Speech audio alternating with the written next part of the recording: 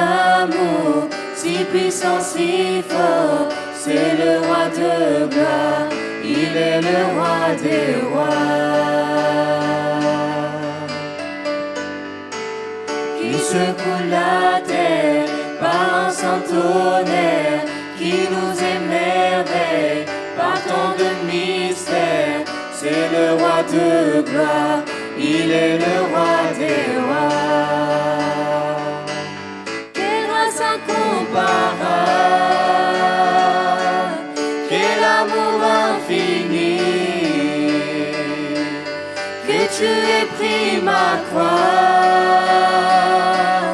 que tu sois mort pour moi, tu as payé le prix, pour qu'enfin je sois libre.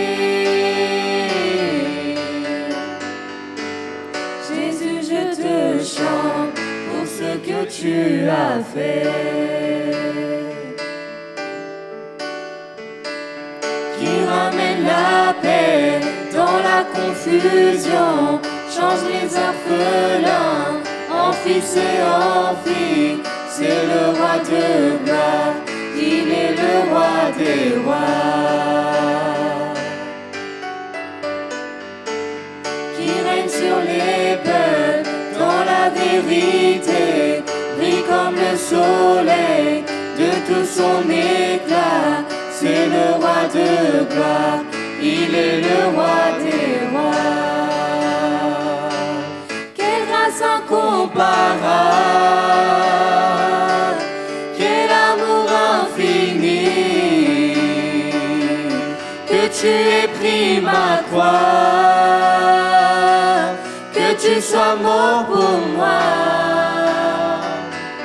tu as payé le prix, pour qu'enfin je sois libre. Jésus, je te chante pour ce que tu as fait. Digne est l'agneau immolé, digne est le roi vainqueur sur la mort, digne est l'agneau immolé, vainqueur sur la mort, digne est l'agneau immolé, digne est le roi vainqueur sur la mort, digne est l'agneau immolé, digne, digne, digne, quelle grâce incomparable, quel amour infini, que tu aies pris ma croix,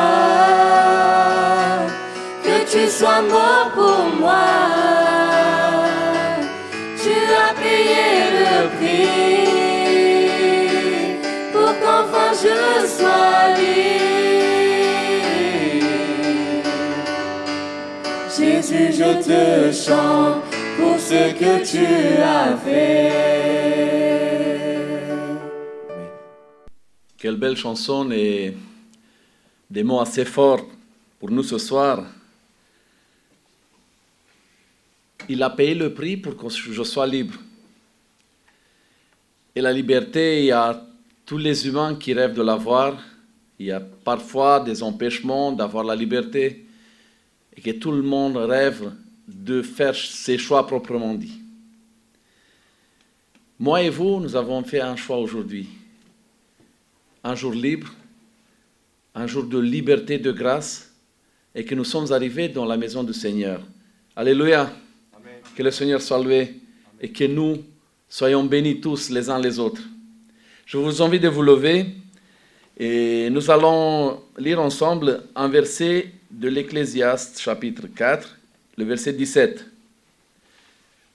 Un verset assez compliqué à y comprendre, mais je pense bien que, et je prie que l'Esprit Saint va nous guider ce soir pour qu'on puisse parler de ce verset et qu'on puisse le comprendre au mieux et qu'on puisse aussi d'ailleurs l'appliquer dans nos vies. Donc, Ecclésiaste chapitre 4, verset 17. Prends garde à ton pied lorsque tu entres dans la maison de Dieu. Approche-toi pour écouter plutôt que pour offrir le sacrifice des insensés, car ils ne savent pas qu'ils font mal. Amen. Donc, comme je viens de vous dire, c'est un verset assez difficile à y comprendre. Dans un monde d'insécurité, nous sommes plutôt habitués que lorsqu'on rentre dans un lieu public, on soit bien contrôlé. Nous, comme tout le monde, hein, peu importe que tu es chrétien ou pas, il y a les vigiles, il y a la sécurité qui est devant le bâtiment, devant une porte, qui contrôle les gens qui rentrent avec des bonnes intentions, non pas avec des mauvaises intentions dans un lieu public. Malheureusement, ça s'est passé plusieurs fois dans le monde, dans des villes, dans des grandes villes, dans des lieux publics où les gens mal intentionnés sont rentrés. Donc nous avons ce soir une parole à laquelle le Seigneur nous demande de regarder de plus près, à savoir que maintenant et ce soir, et comme à chaque fois que nous venons dans la maison du Seigneur, ce n'est pas les autres qui doivent nous contrôler nous-mêmes pour voir avec quelle intention, avec quelle pensée. Il est clair que dans l'église du Seigneur, on vient tous avec des bonnes pensées. Mais le cœur, c'est le Seigneur qui le connaît. Donc, à ce moment-là, le Seigneur nous met en garde ce soir et il nous demande quelque chose, de prendre garde à nous-mêmes, à nos pieds, non pas pour faire une chute, mais à quel but, sur quelle raison tu es venu. C'est quoi qui te détermine de venir à l'église? Bien sûr, ce sont des bonnes raisons, ça c'est sûr. On croit en Dieu, nous faisons des prières, nous chantons, nous louons le Seigneur.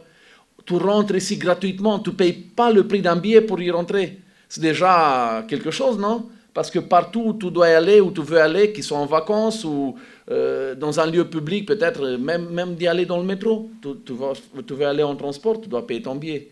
Tu veux aller dans une salle de théâtre, tu dois payer ton billet. Ici, tu n'as rien payé. Donc c'est par la grâce du Seigneur que nous sommes ici ce soir. Et plus que on n'a pas payé l'entrée, on n'a pas payé pour nos vies, pour qu'on soit libre, comme nous venons de chanter, pour qu'on puisse prendre garde sur nous-mêmes. Donc c'est le Seigneur Jésus qui a payé le prix. Est-ce que ce n'est pas un grand sacrifice? Si, c'est un grand sacrifice. C'est le prix qu'il a payé pour nous. Donc prenons garde à nous-mêmes et demandons au Saint-Esprit de nous aider ce soir au travers des encouragements, à la prière, par les paroles des cantiques, par la prédication de notre frère Samuel, que le Seigneur nous apprenne en plus comment faire, de prendre soin de nous-mêmes, de prendre garde à notre pied pour savoir pourquoi nous venons ici, avec quoi nous partons d'ici et avec quel enseignement pour la vie nous avons à apprendre pour nos cœurs. Je demande au Saint-Esprit par la prière ce soir avec vous, qui nous guide tous. Amen. Vous le savez, c'est une bénédiction de pouvoir étudier et apprendre. C'est un privilège. Nous sommes en France et l'école sont bien en France. Donc l'homme, les enfants, les jeunes, dès qu'ils comprennent comment ça se passe, ils peuvent apprendre des choses dans la vie. Il faut se laisser faire apprendre. Il faut se laisser aider pour pouvoir apprendre dans la vie de tous les jours. D'autant plus pour la parole du Seigneur. On doit se laisser apprendre par le Seigneur, par tout l'enseignement biblique que nous avons ici. C'est pour cela que nous sommes là, mes frères. C'est pour cela que nous sommes ici, à pouvoir apprendre et à pouvoir enseigner par la suite. C'est comme ça qu'on devient mature. Si on ne se laisse pas apprendre, vous le savez, il y a toujours l'habitude. Et il y a un certain âge, on peut dire à commencer de l'adolescence, à peine tu commences à dire « Écoute, je veux t'apprendre quelque chose. » Ah, je le sais. C'est tout de suite cette remarque, cette réplique. Je le sais, mais tu ne sais même pas ce que je veux te dire. Mais c'est déjà la chair qui répond. C'est déjà la façon de croire qu'on sait tout. Non, on ne sait pas tout. Et moi, je peux vous dire ce soir que toute ma vie, je suis capable d'apprendre et je suis ouvert à apprendre. Amen.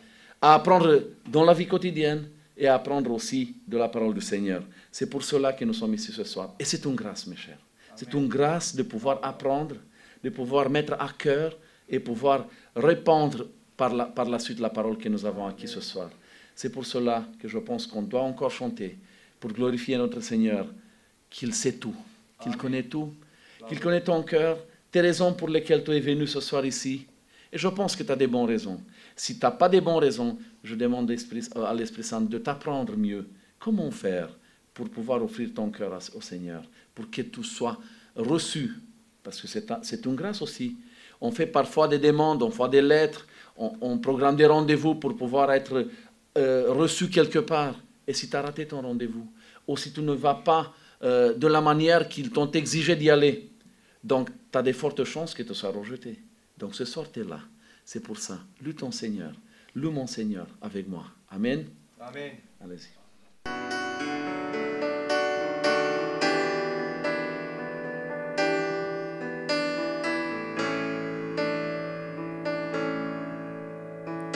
Tu transformes l'eau en vin,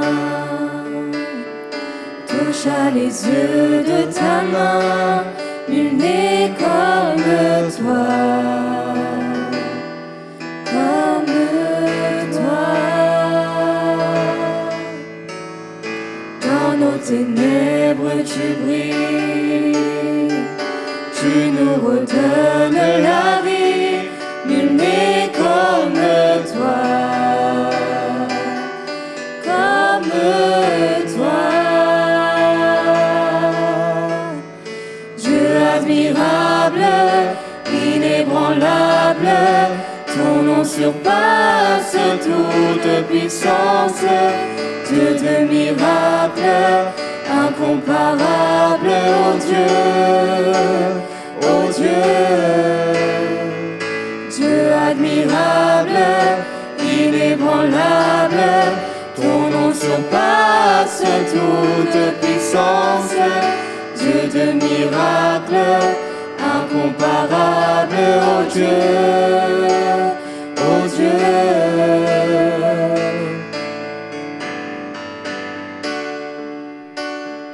Tu transformes l'eau en vin, toucha les yeux de ta main, nul n'est comme toi,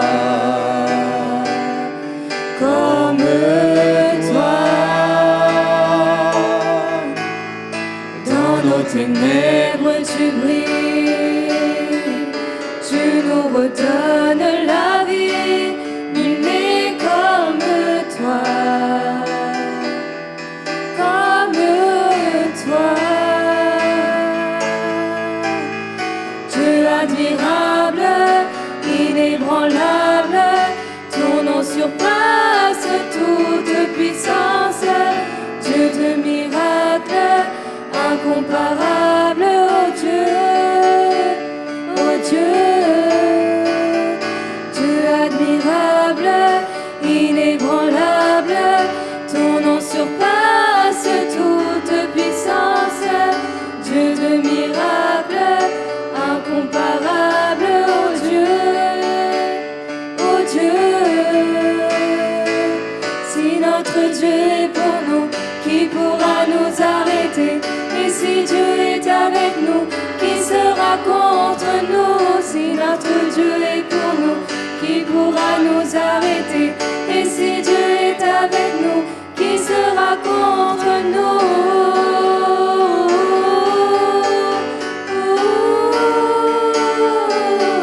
Qui sera contre nous?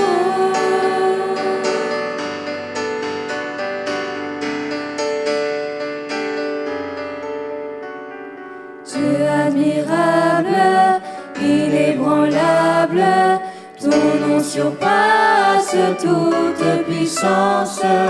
Dieu de miracles, incomparable, oh Dieu, oh Dieu.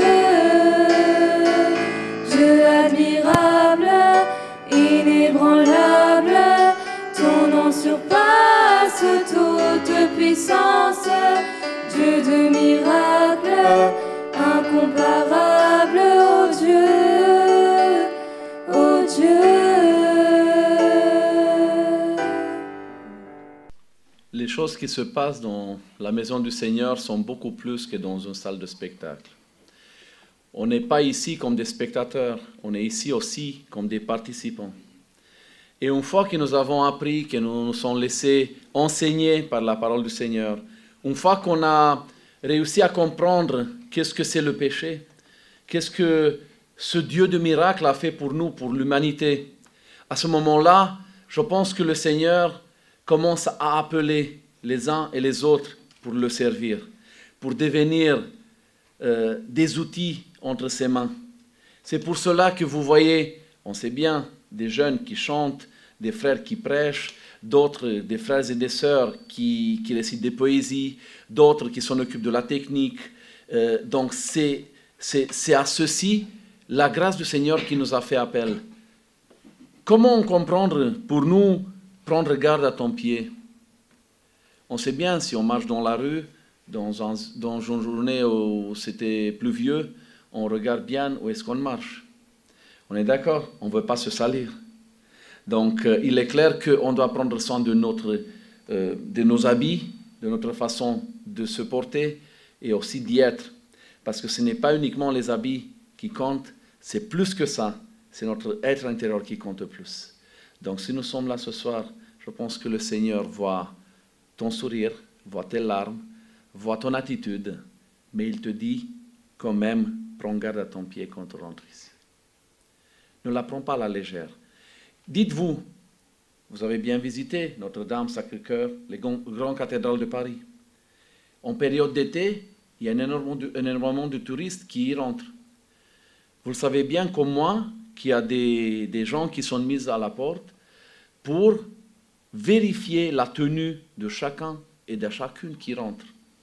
Et c'est une tenue d'été avec laquelle peut-être ils se permettent d'y aller quelque part ailleurs que dans une église, ils ne les laissent pas y rentrer. Dites-vous que c'est aussi important comment est-ce qu'on vient habillé à l'église. Il est clair que plus que ça, c'est avec quelle attitude nous sommes venus. Est-ce que si je vous pose une question ce soir, et après j'aimerais bien vous donner la place, si vous voulez chanter, si vous voulez louer le Seigneur par une poésie, en français, pourquoi pas, ou en roumain si vous voulez. Et après je vais donner la place à mes frères pour les encouragements, pour la prière. Donc, prends garde à ton pied. Il est clair que le Seigneur attend de nous une attitude telle. Si on ne prend pas garde, c'est lui qui va venir te dire, voilà, qu'est-ce que tu as fait, qu'est-ce que tu n'as pas fait. Je viens de vous dire, si je vous pose une question, est-ce que vous avez prié pour ce soir? Pas ce soir, maintenant que vous êtes rentrés. Avant, depuis que vous saviez, depuis un moment qu'on va se rencontrer ce soir avec les jeunes. Est-ce que vous avez prié pour ça? Est-ce que vous avez prié, Seigneur, j'ai l'intention d'y aller, je veux que tu me parles, je veux que tu me guides, que tu m'enseignes, je veux que je voie mes frères, mes sœurs, mes amis, avec lesquels je vais être dans ton royaume, Seigneur.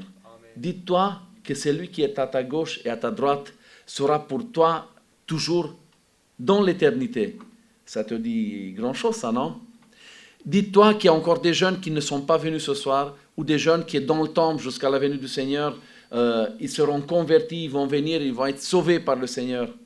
Et qu'avec toi, un soir comme celle-ci, ils vont se réjouir parce que quelqu'un a payé le prix. Donc ça vaut le coup, hein? Si on compare, ça vaut le coup. Donc déjà, tu rentres ici, tu ne payes rien. Tu viens là, t'écoutes. Tu viens là, t'es enseigné gratuitement. Et tu viens là, et tout est offert. Mets tes mains pour pouvoir l'avoir. Ça, c'est la vie éternelle.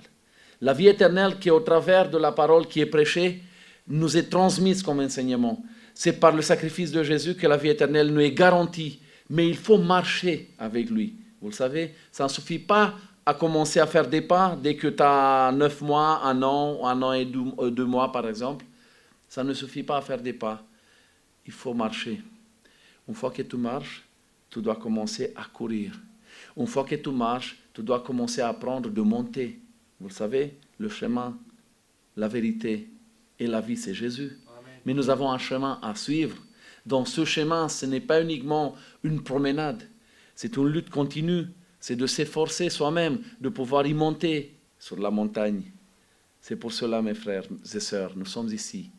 Donc, je pense que c'est la grâce du Seigneur qui nous a apporté. Laudato si Fiat Domini. Gloire au Seigneur. Je dis ça en roumain et je dis ça en français. Loué soit le Seigneur. Donc, je voudrais donner céder la place à Emmanuel pour qu'il vienne nous encourager, nous donner quelques enseignements bibliques et nous ont encouragés à réaliser une prière, à faire une prière devant le Seigneur, selon les mots que le Seigneur l'a guidé de nous les exprimer ce soir. Que le Seigneur le bénisse. Et après qu'Emmanuel va nous encourager, on va chanter encore une cantique. Et après cette cantique, je vais laisser la place à notre frère Aline qui va nous encourager à son tour pour pouvoir faire une prière par la suite. Que le Seigneur le bénisse aussi. Le frère Alain, disons en français. Amen. Les jeunes, Amen. Que le Seigneur le bénisse. Que Dieu soit béni. Amen. Amen. Mes frères et sœurs, je suis très heureux d'être avec vous ce soir. Et je suis très heureux de voir qu'il y en a certains qui ne manquent jamais à l'appel. J'aimerais que Dieu vous bénisse tous. Amen. Amen. J'aimerais rappeler qu'est-ce que nous avons lu tout à l'heure. Donc l'Ecclésiaste chapitre 4, verset 17. « Prends garde à ton pied lorsque tu entres dans la maison de Dieu. Approche-toi pour écouter plutôt que pour offrir le sacrifice des insensés, car ils ne savent pas ce qu'ils font mal. » Alors on pourrait se dire, mais qu'est-ce que ça veut dire, le sacrifice des insensés ? Les insensés, en général, c'est les personnes qui ne croient pas en Jésus-Christ. C'est les personnes qui ne croient pas en la parole de Dieu. Mais ça peut également être des personnes qui n'ont pas les bonnes habitudes vis-à-vis de leur relation avec le Seigneur. C'est pour ça que j'aimerais qu'on ouvre également la Bible à Matthieu, chapitre 13, et nous allons lire la parabole du semeur. Normalement, vous êtes familier avec cette parabole. Donc, nous allons lire à partir du verset 4. « Un semeur sortit pour semer. Comme il semait, une partie de la semence tomba le long du chemin. Les oiseaux vinrent et la mangèrent. Une autre partie tomba dans les endroits pierreux, où elle n'avait pas beaucoup de terre. Elle leva aussitôt, parce qu'elle ne trouva pas un sol profond. Mais quand le soleil parut, elle fut brûlée et sécha, faute de racines. Une autre partie tomba parmi les épines montèrent et l'étouffèrent. Une autre partie tomba dans la bonne terre, elle donna un fruit, un grain 100, un autre 60, un autre 30. Puis nous allons voir aussi le verset 19, qui est la traduction de Jésus-Christ aux apôtres, où il explique la parabole. « Lorsqu'un homme écoute la parole du royaume et ne la comprend pas, le malin vient et enlève ce qui a été semé dans son cœur. Cet homme est celui qui a reçu la semence le long du chemin. Celui qui a reçu la semence dans les endroits pierreux, c'est celui qui entend la parole et la reçoit aussitôt avec joie. Mais il n'a pas de racine en lui, même il manque de persistance, et dès que survint une tribulation ou une persécution à cause de la parole, il y trouve une occasion de chute. Celui qui a reçu la semence parmi les épines, c'est celui qui entend la parole, mais en qui les soucis du siècle et la séduction des richesses étouffent cette parole et la rendent infructueuse. Celui qui a reçu la semence dans la bonne terre, c'est celui qui entend la parole et la comprend. Il porte du fruit et un grain en donne 100, un autre 60, un autre 30. » Mes frères et sœurs, j'espère vraiment de tout cœur qu'un jour nous arriverons tous à arriver dans la dernière catégorie, celle qui a reçu et qui donne en retour. Si aujourd'hui, tu penses te trouver dans l'une des autres catégories, peut-être que quand tu viens à l'église, comme il y a une expression française qui dit « ça rentre d'une oreille, ça sort par l'autre ». J'aimerais bien que cela ne soit jamais le cas. J'aimerais bien qu'à chaque fois, que quand vous rentrez dans l'église, vous ressortiez grandi, vous en tiriez une leçon, que vous ayez appris quelque chose dans votre foi qui vous permette d'avancer avec Christ. C'est pour cela que je trouve que c'est très important que quand on vient à l'église, que notre objectif, ce ne soit pas simplement de venir faire par exemple, venir chanter ou bien simplement parce qu'on est ordonné à faire la projection ou faire le mixage. Mais j'aimerais qu'on vienne parce qu'on veut avoir une nouvelle connaissance de la Bible, une nouvelle connaissance en ce qui concerne notre vie spirituelle. C'est pour cela que c'est important de venir à l'église. C'est pour ça que ça me fait mal de voir qu'aujourd'hui, certains d'entre nous ne sont pas réussis à venir aujourd'hui. Parce que, malheureusement, c'est un manque. Quand vous ne venez pas à l'église, vous manquez quelque chose dans votre vie personnelle avec Jésus. C'est pour cela qu'il ne faut pas prendre cela à la légère. Quand vous ne venez pas à l'église, il faut considérer que vous avez loupé quelque chose, que peut-être ça allait changer votre vie. Peut-être que ce jour-là, Jésus avait un message spécialement pour vous, et vous n'avez pas osé venir parce que vous aviez la flemme, comme vous dites, ou alors vous avez mieux à faire. Et je trouve cela très dommage. Et j'aimerais continuer en disant que ce n'est pas seulement à l'église qu'il faut venir pour avoir une relation avec Jésus. Je sais que c'est compliqué et que notre génération n'est pas forcément habituée à lire beaucoup, mais j'aimerais vraiment insister sur ça, mais lisez la Bible. C'est quelque chose d'extrêmement important. Ça demande de la rigueur, ça demande de la patience, mais vous verrez que quand vous commencez à lire la Bible, quand vous commencez à expérimenter des choses avec Jésus, en lisant la Bible, vous découvrez une certaine passion avec le Seigneur. C'est quelque chose d'extraordinaire que je souhaite à tout le monde. Et c'est pour ça que j'aimerais beaucoup voir que tous les jeunes soient proches de Dieu et que je vois qu'ils lisent leur Bible. C'est quelque chose qui, je pense, changera notre génération. Et je vous invite à vous lever. Et j'aimerais qu'on prie le Seigneur pour qu'il nous aide à ce qu'on soit plus assidus à l'Église, à ce qu'on soit plus proche de lui, à ce qu'on prie plus souvent, à ce qu'on lise plus souvent la Bible, à ce qu'on cherche avant tout son nom, avant toute autre chose qui est sur cette terre. Amen.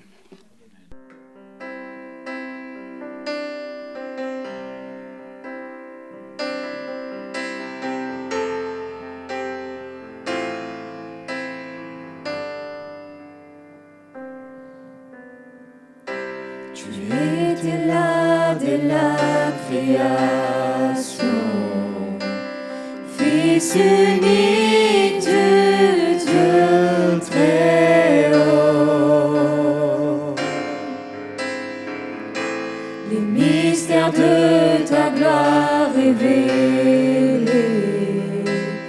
en toi Christ notre Seigneur.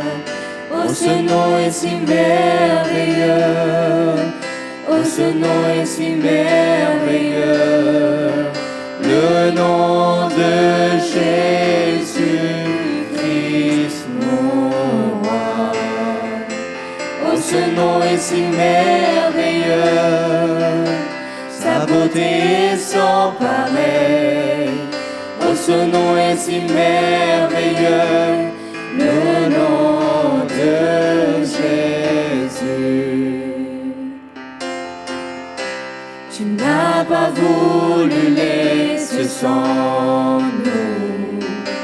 Alors Jésus, tu es venu. Ton amour a vaincu mon péché.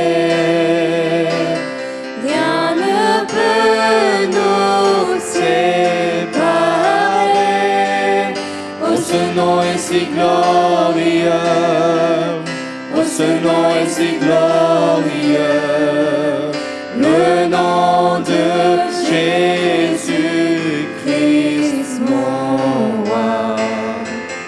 Oh, ce nom est si glorieux.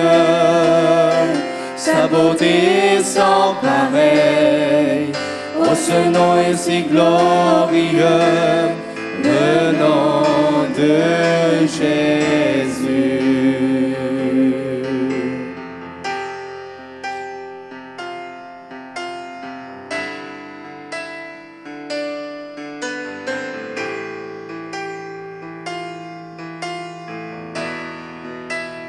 La terre a tremblé, le voile s'est déchiré, des âmes en la mort et le péché. Les cieux chantent ta gloire, l'écho de ta victoire, car tu es le roi ressuscité. Tu es sans rival, tu es sans égard. Dieu, tu triomphes à tout jamais. À toi soit le règne, à toi soit la gloire, car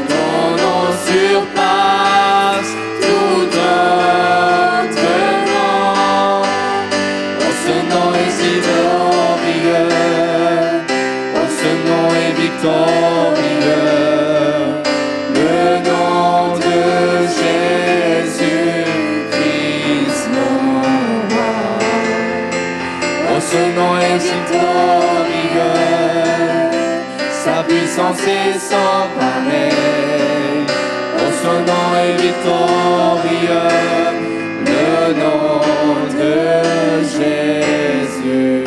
Oh, son nom est victorieux.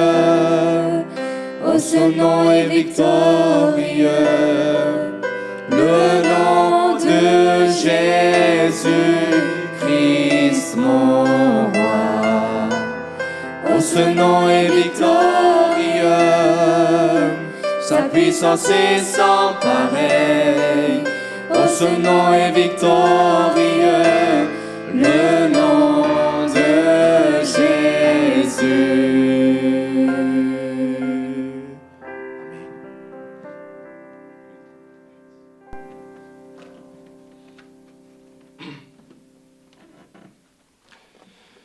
Que le nom de Jésus soit glorifié.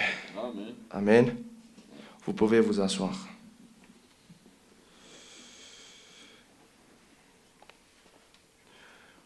Je ne sais pas si on le savait, mais Jésus, il ne veut pas le ciel pour lui tout seul.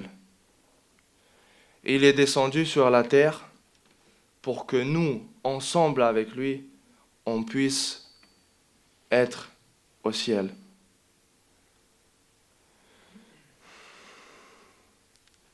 Le psaume 106. Louez l'Éternel car il est bon, car sa miséricorde dure à toujours. Qui dira les hauts faits de l'Éternel? Qui publiera toute sa louange? Heureux ceux qui observent la loi, qui pratiquent la justice en tout temps. Éternel, souviens-toi de moi dans ta bienveillance pour ton peuple. Souviens-toi de moi en lui accordant ton secours, afin que je voie le bonheur de tes élus, que je me réjouisse de la joie de ton peuple, et que je me glorifie avec ton héritage. Nous avons péché comme nos pères. Nous avons commis l'iniquité, nous avons fait le mal. Nos pères en Égypte ne furent pas attentifs à tes miracles. Ils ne se rappellent pas la multitude de tes grâces. Ils furent rebelles près de la mer rouge. Mais il les sauva à cause de son nom, pour manifester sa puissance. Amen. Après le Ecclésiaste, le verset 17, prends garde à ton pied lorsque tu entres dans la maison de Dieu. Approche-toi pour écouter plutôt que pour offrir le sacrifice des insensés, car ils ne savent pas qu'ils font mal. Prends garde à ton pied. Quand tu es rentré ici, est-ce que tu as pris garde à ton pied? Quand tu es rentré ici, est-ce que tu as pris garde à ton pied? Quand tu es rentré ici, est-ce que tu t'es demandé, tu t'es posé la question, mais là je rentre dans la maison de Dieu. Je ne rentre pas dans un restaurant, je ne rentre pas dans une école. Ici, je rentre dans la maison de Dieu. Tu t'es posé cette question ce soir quand tu es rentré ici? Ou plutôt, tu regardes et des fois tu rigoles parce que celui qui est ici, peut-être qu'il a des difficultés à parler comme moi, ou peut-être là, à la chanson. Mes chers jeunes, quand on est rentré ici, on est rentré dans la maison de Dieu. Vous m'entendez? On est rentré dans la maison de Dieu. Et je veux qu'on soit attentif à la parole de Dieu ce soir. Écoutez ce qu'il dit. Plutôt que pour offrir le sacrifice des quoi? Des insensés. Nous, on ne veut pas offrir ce genre de sacrifice. Nous, on veut offrir des sacrifices que Jésus aime. C'est-à-dire quoi? Prends garde à ton pied lorsque tu entres dans la maison de Dieu. Approche-toi pour écouter. Approche-toi pour écouter ce que la parole de Dieu veut te parler. Est-ce qu'on comprend ce soir Pourquoi est-ce qu'on est venu dans la maison de Dieu? On comprend pourquoi? On sait? Moi, je le sais. Moi, je suis venu dans la maison de Dieu parce que je l'aime. Vous l'aimez? Je veux le voir. Si tu aimes Jésus, tu dois te comporter différemment. Je suis désolé de le dire, mais tu dois te comporter différemment. Si tu aimes Jésus et si tu veux avoir la bénédiction de Jésus dans ta vie, dans ta famille, quand tu te marieras, il faut que tu écoutes la parole de Dieu. Et il faut que tu prennes garde, à ton pied quand tu rentres dans la maison de Dieu.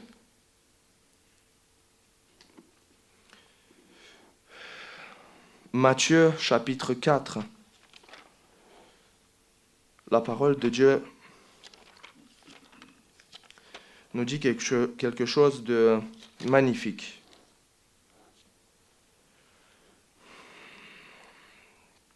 Quand Jésus-Christ a été tenté par le diable, la parole de Dieu, il dit, « Alors Jésus fut emmené par l'Esprit dans le désert pour être tenté par le diable. Après avoir jeûné 40 jours et 40 nuits, il eut faim. Le tentateur s'était approché, lui dit, « Si tu es fils de Dieu, ordonne que ces pierres deviennent des pains. » Jésus répondit, écoutez ce que Jésus il a dit. Il est écrit, l'homme ne vivra pas de pain seulement, mais de toute parole qui sort de la bouche de Dieu. L'homme ne vivra pas de la nourriture qu'on mange, mais de la parole que Jésus nous donne ce soir. Ce soir, il faut que tu partes à la maison avec une parole de Dieu qui ressonne dans tes oreilles, dans ton cœur. Je me rappelle quand j'étais petit, quand je rentrais dans la maison de Dieu, quand je rentrais dans le temple de Dieu, je me rappelle parce que ma mère, elle me mettait à côté d'elle. Et quand je rentrais et j'écoutais les chansons, je commençais à pleurer. Pourquoi? Parce que c'est la parole de Dieu qui est en train de travailler en toi. Mais pour ça, pour que la parole de Dieu travaille en toi, dans ton esprit, dans ton cœur, il faut que tu sois attentif. Il faut que tu écoutes. Il ne faut pas que tu te concentres à Timothée. Il ne faut pas que tu te concentres à l'un ou l'autre. Il faut que tu te concentres à la parole de Dieu. Il ne faut pas que tu te concentres sur moi quand je suis là, assis. Il faut que tu te concentres sur la parole de Dieu. Parce que la parole de Dieu, c'est la puissance. Et nous, ce soir, on veut écouter le Seigneur. Vous êtes prêts à écouter le Seigneur? Amen. Que Dieu vous aide. Amen. Et que Dieu nous aide à écouter la parole de Dieu. On a besoin d'être bénis. On a besoin. Moi, j'ai besoin. Mais pas avec ces bénédictions qu'on voit avec les yeux. Pas avec ce genre de bénédictions. Moi, j'ai besoin que je sois béni avec les bénédictions qui travaillent mon esprit, qui travaillent mon comportement, qui travaillent mon mental. C'est ça que j'ai besoin.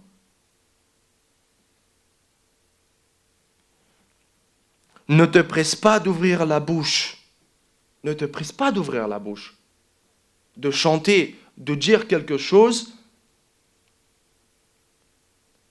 si tu n'es pas sérieux, si tu n'es pas mature dans ta situation, dans ta vie, ne te presse pas. Comme j'ai dit au tout début, on vient ici, on chante, mais est-ce que tu es conscient ce que tu chantes? Est-ce que tu es conscient? Il faut qu'on soit conscient de ce qu'on chante. On chante la parole de Dieu. On ne chante pas n'importe quelle chanson. On chante la parole de Dieu. Et que ton cœur ne se hâte pas d'exprimer une parole devant Dieu, car Dieu est au ciel et toi sur la terre. Que tes paroles soient donc peu nombreuses. Écoute le Seigneur ce soir. Seigneur, le Seigneur, il t'aime. Jésus t'aime. Et il veut te parler ce soir. Il veut te parler ce soir. Mais est-ce que tu es prêt à l'écouter ? Est-ce que moi, je suis prêt à l'écouter ? Je demande que le Saint-Esprit, ce soir, nous aide à écouter. Voyez vous lever.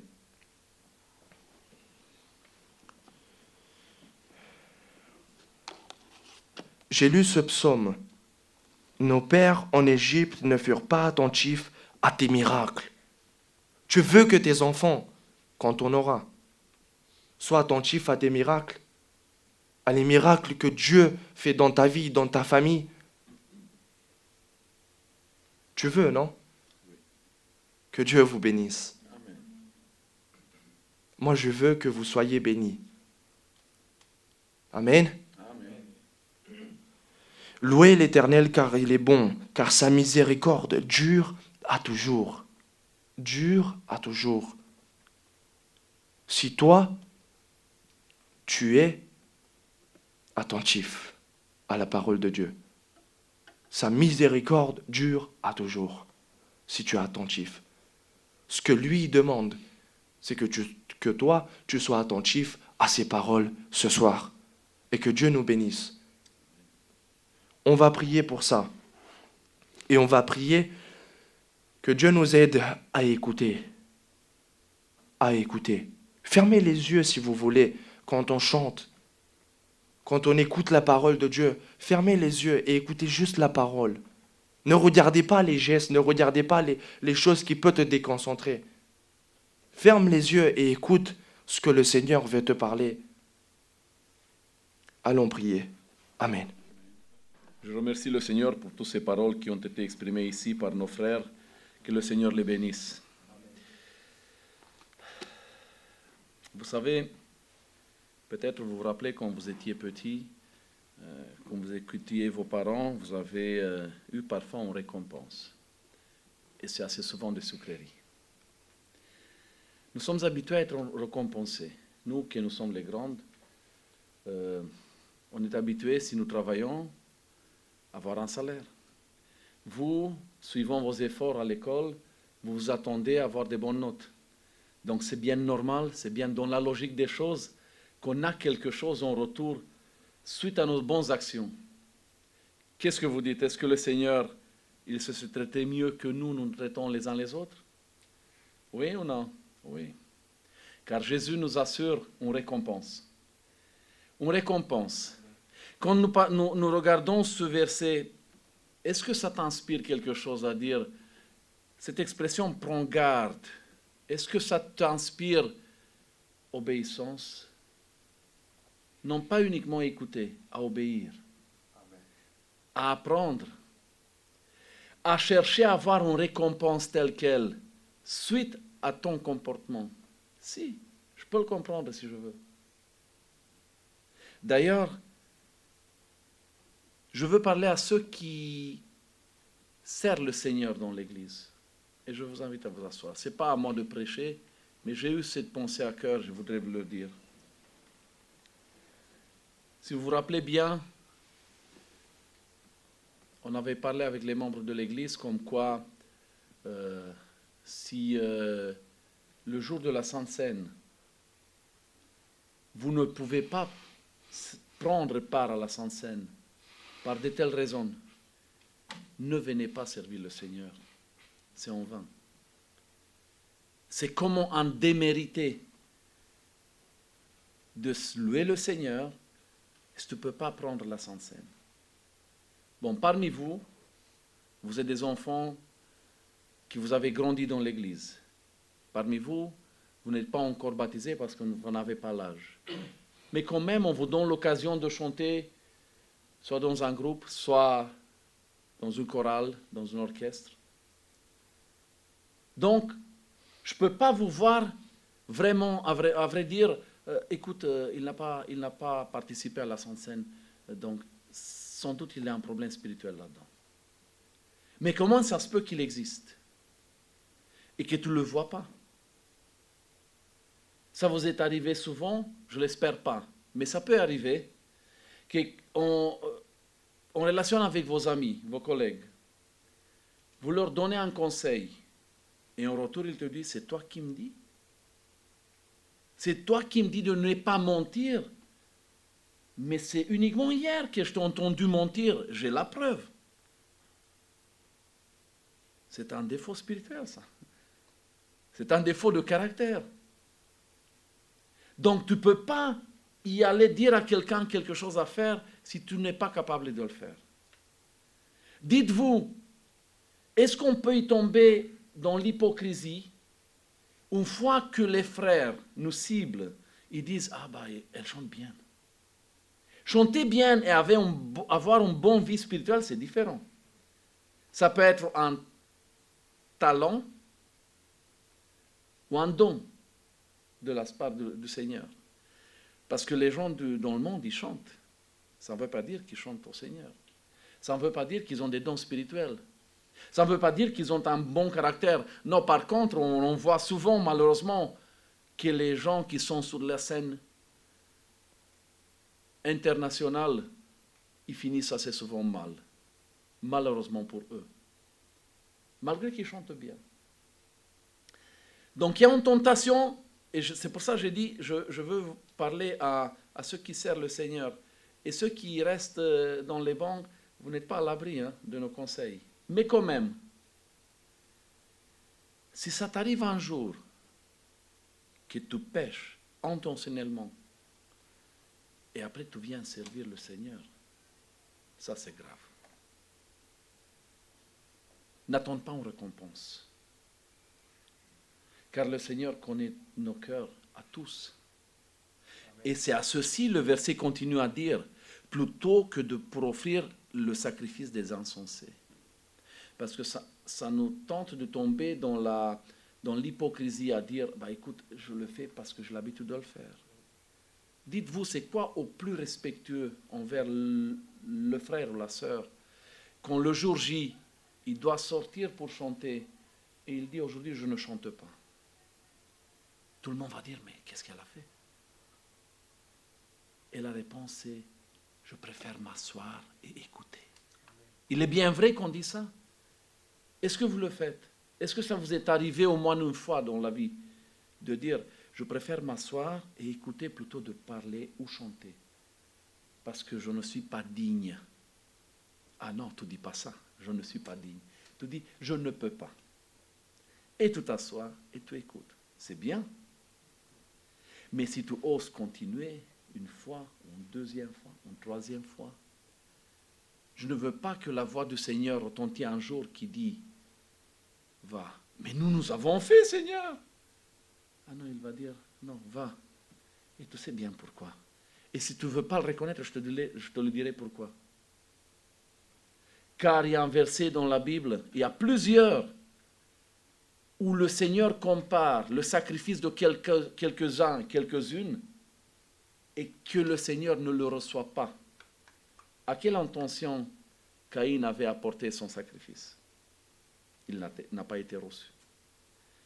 Maintenant, on ne fait pas de sacrifices comme Caïn et Abel. Mais venir à l'église, c'est un sacrifice. Tu prends ton temps, tu te sacrifies pour toi. Louer le Seigneur, c'est une offrande. Imagine que quand tu vas avec le groupe chanter, tu vas encourager l'église et que l'église et le Seigneur et le ciel te regardent. Avec quelle attitude tu viens pour chanter ici? Malgré que tu es bien habillé, mais ton attitude, ta vie spirituelle, comment est-ce qu'elle est? Je pense vraiment que cette deuxième partie du verset, il s'agit de ceux qui viennent servir le Seigneur dans l'église avec désobéissance, avec ignorance, avec une attitude d'en haut, à regarder d'en haut les autres. Et moi, je suis là. Et ça se peut que c'est ton frère, et il te connaît comment tu te portes à la maison. Donc, qu'est-ce qu'on fait? On ne sert plus le Seigneur, on est tous des pécheurs? Mes chers, on a toutes les raisons de se repentir et de voir la grâce que le Seigneur nous accorde d'être sur cette scène, ou à ce pupitre, ou assis sur ces chaises. Parce que n'oubliez pas, ceux qui ne servaient pas le Seigneur ici, là ou là, vous le faites en chantant. Est-ce que, quand tu vas aller féliciter quelqu'un de ta famille, de tes proches, une fois que tu t'es porté mal, et après tu dis « Joyeux anniversaire », qu'est-ce qu'elle va dire? Qu'est-ce qu'il va dire? « Ah non, laisse-moi, ne le souhaite pas. Je n'ai pas besoin que tu me le dises. » Pourquoi? Parce que tout l'a offensé. Dis-toi que si tu chantes et tu loues le Seigneur avec l'Église, le Seigneur te regarde toi-même comme il regarde chacun et chacune de nous. Et il sait que les mots que tu chantes, tu ne les vis pas. Comment est-ce qu'il regarde ton chanson? Ah, frère Sorin, tu nous as découragés. On ne chante plus. Ah ben, si tu ne chantes plus, c'est pire. Parce que ça se passe aussi dans les pensées. Et les pensées, le Seigneur les lise. Le malin peut les influencer, mais le Seigneur connaît nos pensées. Pourquoi tu ne chantes pas? Ah, je boude. Pourquoi je ne chante pas? Je baisse ma tête et je pense à moi-même. Ah, c'est déjà bien. Ça commence bien. Et au-delà, tu commences à prendre des forces, à prendre des décisions et à appliquer dans ta vie. Pourquoi? Parce que tu es venu un soir comme celle-ci et le Seigneur, par le Saint-Esprit, t'a sensibilisé. Tu n'as pas chanté de toute la soirée. Et ce n'est pas parce que tu ne connais pas les chansons ou tu ne connais pas la langue française. Parce que ton cœur ne te laisse pas chanter. Il y a quelque chose qui te bloque. J'aimerais bien que tous nous chantons avec un cœur ouvert, avec un sourire, avec les mains levées, parce que le Seigneur mérite ça. Et toi, tu mérites d'être heureux et heureuse. Pourquoi? Parce que le Seigneur nous a tout offert. Gloire à Dieu. Amen. Allez-y, on va chanter. Et après qu'on va chanter, on va céder la place, on va donner la place à notre frère Samuel et que le Seigneur le guide pour la parole qu'il va nous prêcher ce soir. Je le souhaite pour moi, comme je le souhaite aussi pour vous, mes chers. C'est pour ça on est bénis d'être dans la maison du Seigneur ce soir. Amen.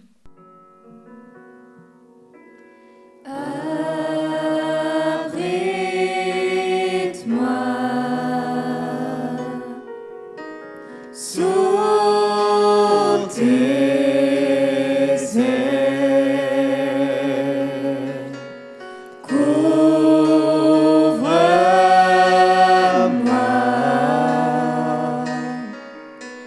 par ta main puissante.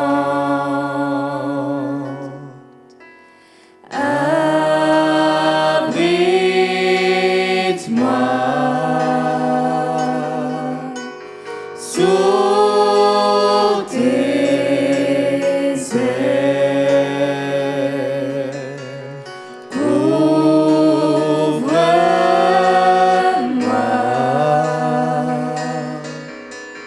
par ta main puissante.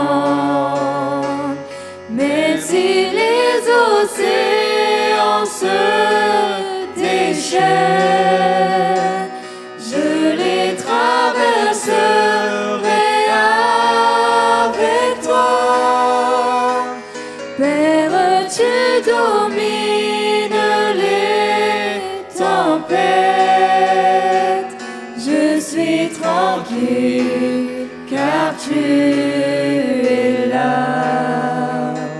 Même si les océans se déchaînent, je les traverserai avec toi.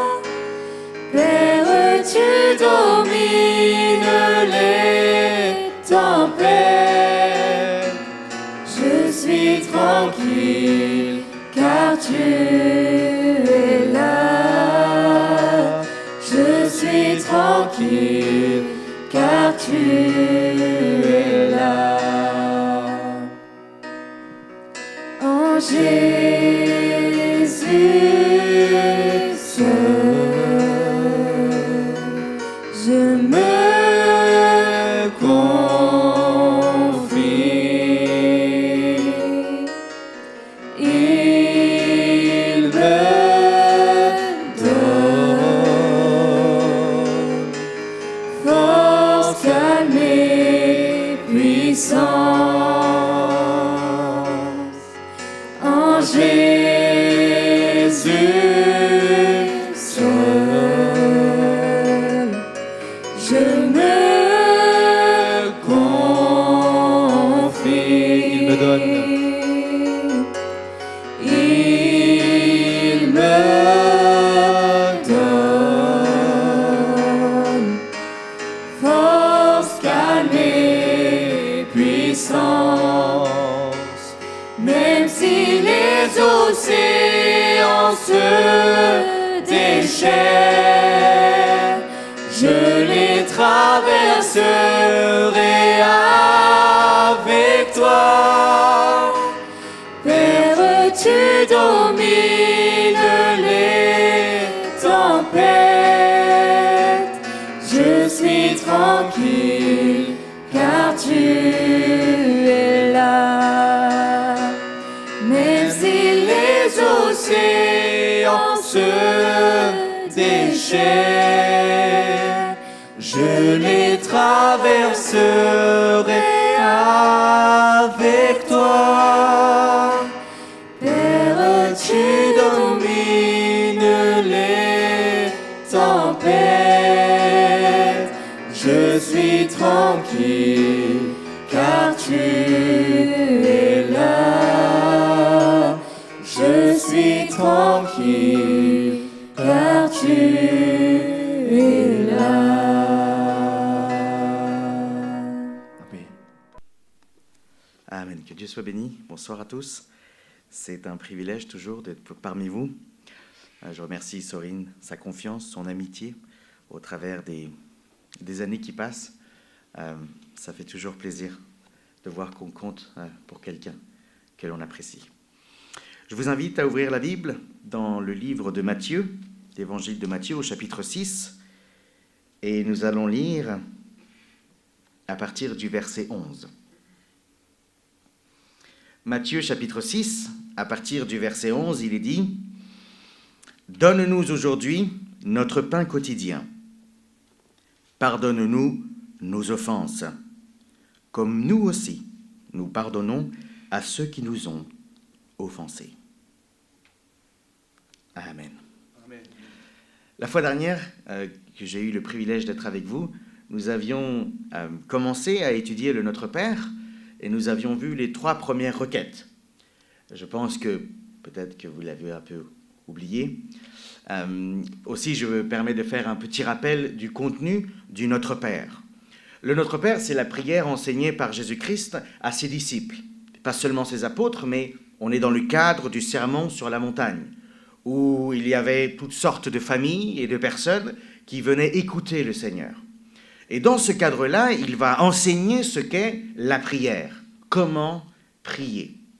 Ce qui rejoint un peu ce qui a été dit jusqu'à maintenant, alors que l'Ecclésiaste nous dit de faire attention lorsque nous venons dans la présence du Seigneur. Eh bien, par la prière que Christ nous enseigne, il nous dit aussi de faire attention comment est-ce que nous prions, ce que nous disons dans la prière.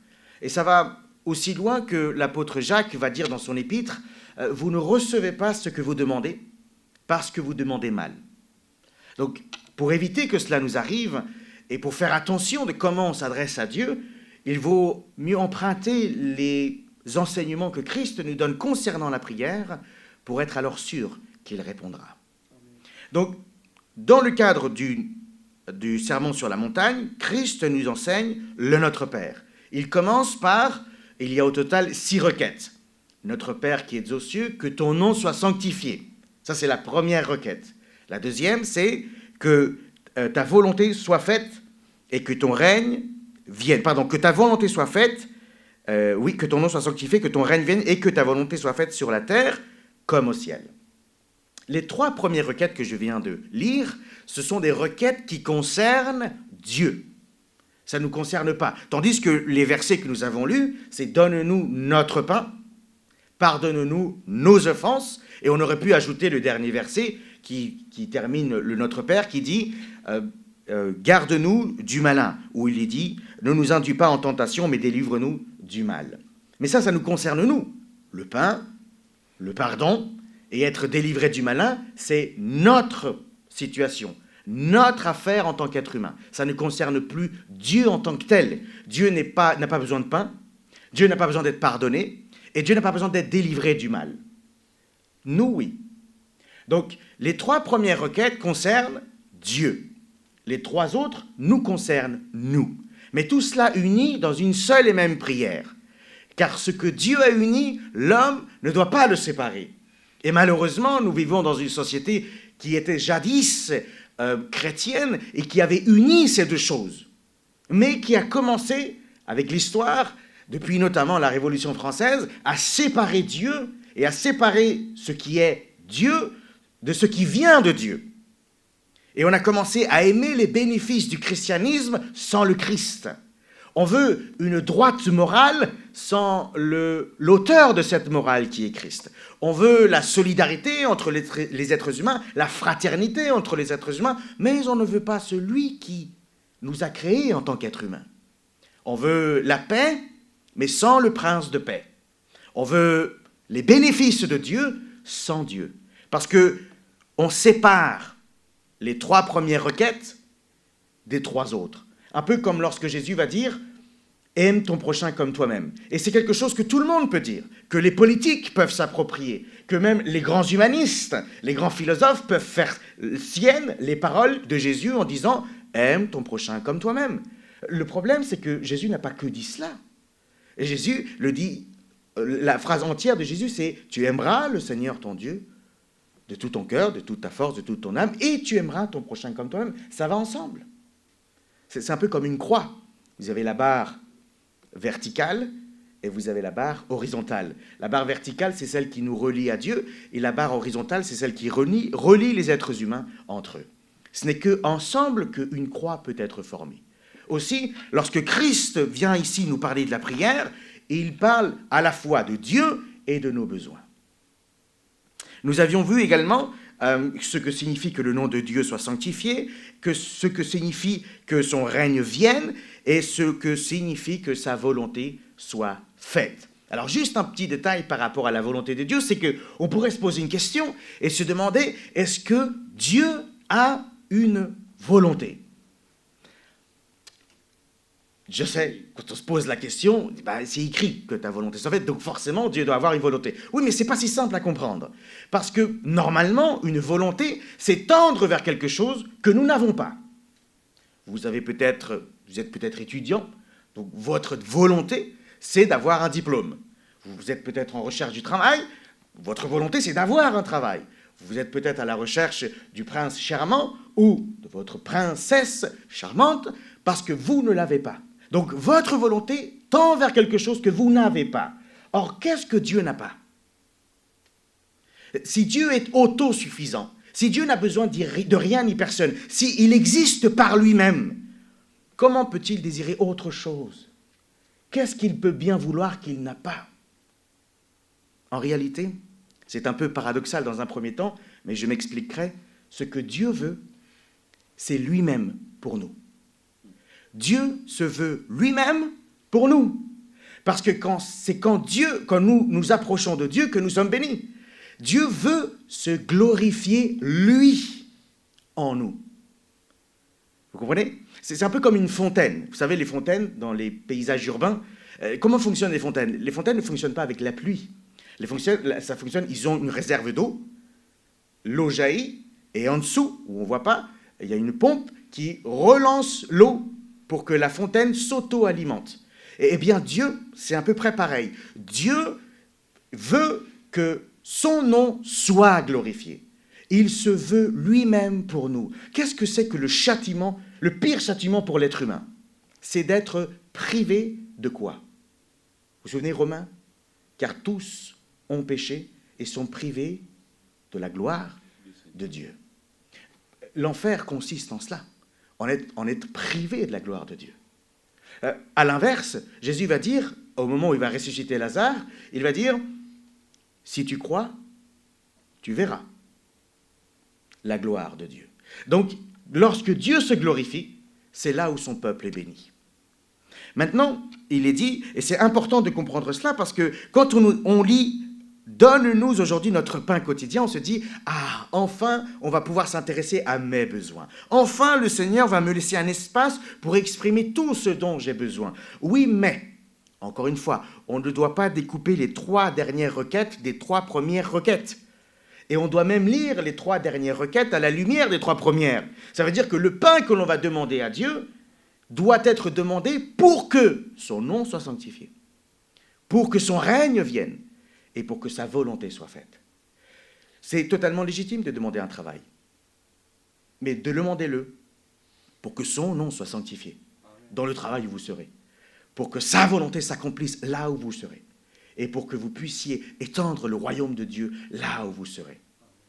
Ce n'est plus une requête personnelle, presque capricieuse, c'est une requête, Seigneur, donne-moi ce pain pour que ton nom soit sanctifié. Donne-moi une épouse, donne-moi des enfants pour que ton nom soit sanctifié dans ma famille, pour que mes enfants deviennent disciples de Christ.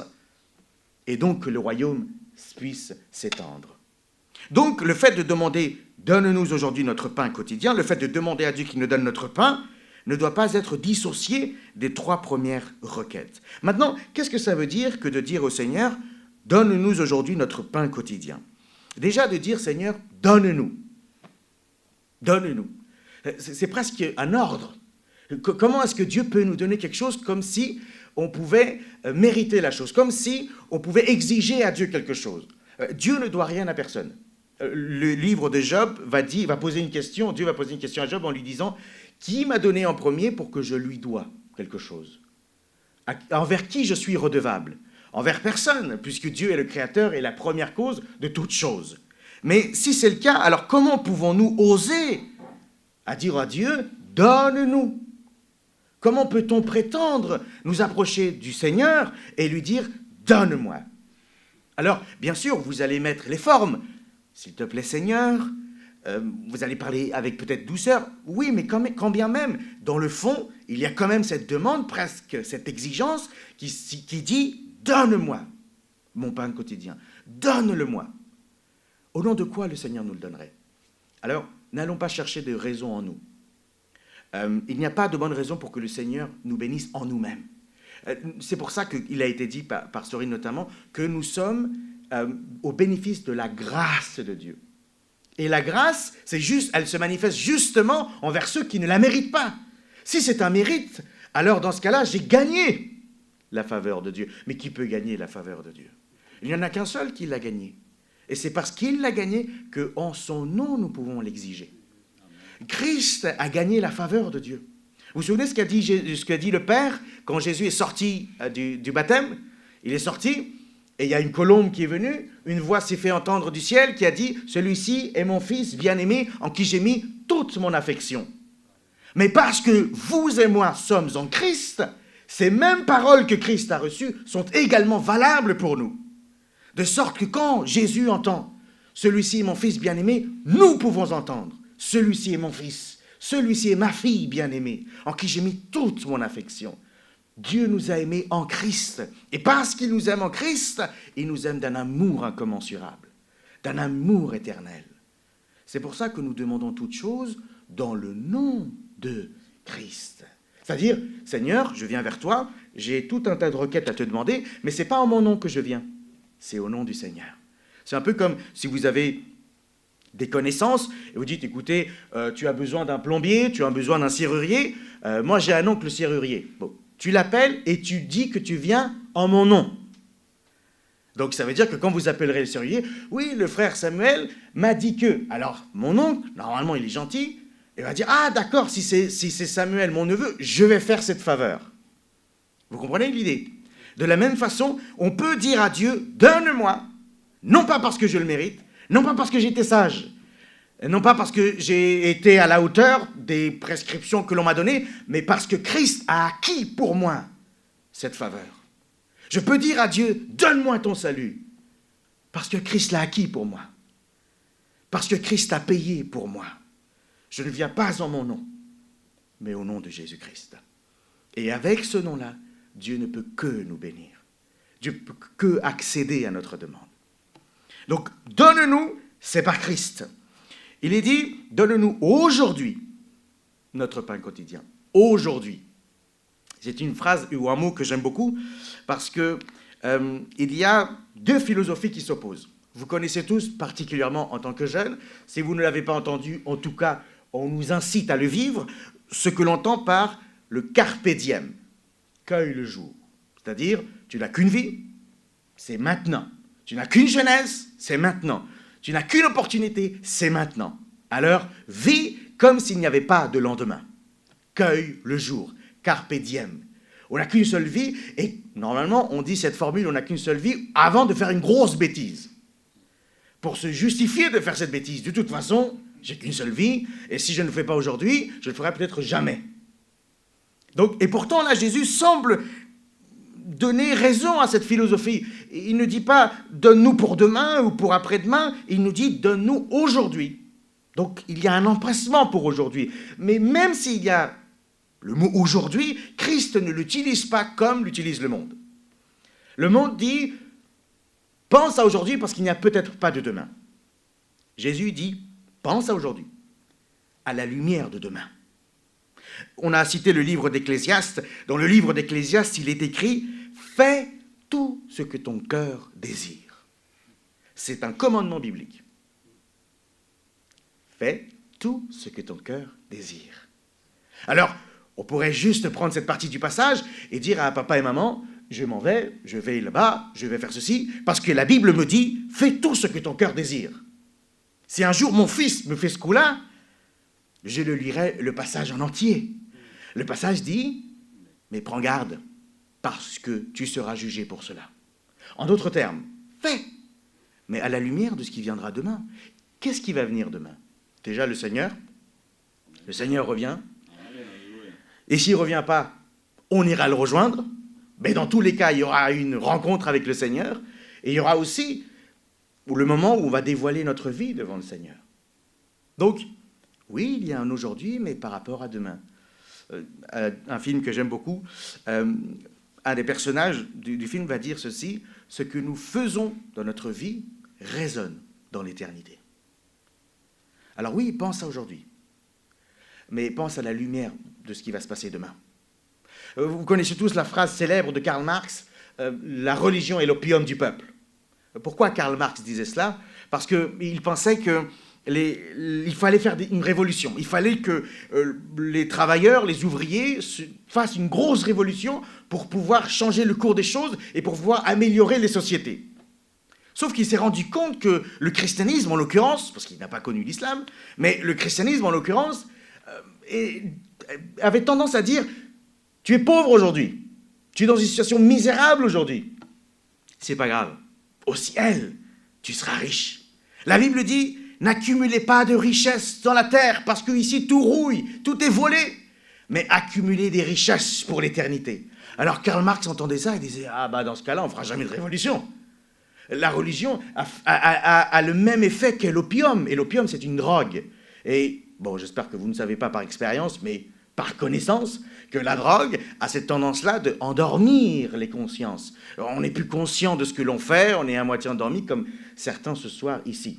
Mais je pense que c'est pour d'autres raisons. Donc l'opium a cet effet-là. Donc Karl Marx disait, la religion c'est l'opium du peuple. Elle nous empêche de nous réveiller pour de vrai.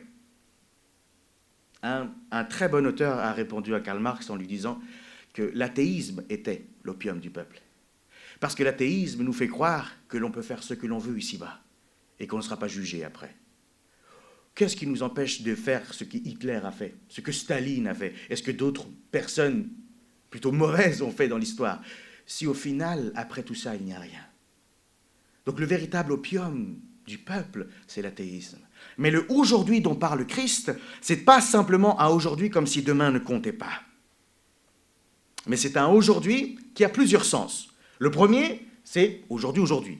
Aujourd'hui, on est samedi, et le Seigneur, s'il ne nous bénit pas aujourd'hui en tant que nous sommes en samedi, on ne pourra pas survivre sans sa bénédiction, sans le fait qu'il pourvoie, ne serait-ce que le soleil, l'air, la bonne santé, le repas, l'eau, etc., etc. Si Dieu ne pourvoit pas toutes ces choses-là, aujourd'hui, ça sera difficile de bien vivre. Mais la première chose, donc, c'est l'aujourd'hui, aujourd'hui. Mais il y a une autre façon de comprendre aujourd'hui. Il y a un passage dans le livre d'Hébreux qui nous dit « Si aujourd'hui tu entends ma voix, n'endurcis pas ton cœur. » Mais ce aujourd'hui-là, ce n'est pas juste un aujourd'hui à une date précise, c'est plutôt une étape de la vie. C'est un aujourd'hui de la grâce. Et le aujourd'hui de la grâce dure depuis que Christ est ressuscité, jusqu'à que Christ reviendra. Quand Christ reviendra, la porte de l'arche se fermera. La porte de la grâce sera fermée. Donc, tant que dure l'aujourd'hui de Dieu, nous avons besoin que Dieu nous donne sa bénédiction. Amen. Donne-nous aujourd'hui notre pain. Que faut-il comprendre par notre pain? Vous savez, c'est un résumé théologique, cette prière. Elle est incroyable, c'est une vraie fontaine. Chaque verset, chaque mot peut être une méditation qui peut abreuver notre âme. Et là, il dit notre pain. Et dans la Bible, le pain, ça a une image, c'est symbolique. Ça veut dire que ça pallie nos besoins les plus primaires, notre besoin. Notre pain, Martin Luther disait par exemple, notre pain peut être une maison, peut être une famille. Bon, il n'avait pas de voiture, mais on pourrait ajouter peut être une voiture. Des besoins de la vie quotidienne. C'est ça le pain. Mais voyez que Dieu s'intéresse à nous et à nos besoins. Au point qu'il met dans la prière qui est la prière des prières, il se souvient que nous avons des besoins. Il se souvient, comme dit le psaume, que nous ne sommes que poussière. Et il sait ce dont nous avons besoin. Et il veut que nous le demandions. Vous savez, c'est Tim Keller qui disait « Il n'y a qu'une seule personne sur terre pour aller réveiller le roi à 3 heures du matin pour demander juste un verre d'eau. C'est son fils. » Nous avons ce privilège avec le Seigneur. Et il dit, donne-nous, on peut demander, Seigneur, notre pain. Quel est le pain dont tu as besoin? Et c'est intéressant, notamment parce que ça fait partie de l'évangile de Matthieu, et que dans l'évangile de Matthieu, ça a été dit tout à l'heure, quand Jésus a été tenté, vous vous souvenez? Il était en train, littéralement, de mourir de faim, avec un jeûne de 40 jours, et le tentateur va lui dire, si tu es le Fils de Dieu, transforme ces pierres en pain. C'est-à-dire, mange. Et c'est très particulier parce que Satan, dans les Écritures, parle 3 ou 4 fois, mais en tout cas 3 clairement. La première, c'est quand il est dans le jardin d'Éden. Vous vous souvenez? Avec le fruit défendu, le serpent va dire à Ève, mange, parce qu'en mangeant, tu seras à la hauteur de ce qu'est Dieu. Tu seras comme Dieu. Dieu n'est pas bon envers toi, Ève, parce qu'il ne te permet pas d'être comme lui.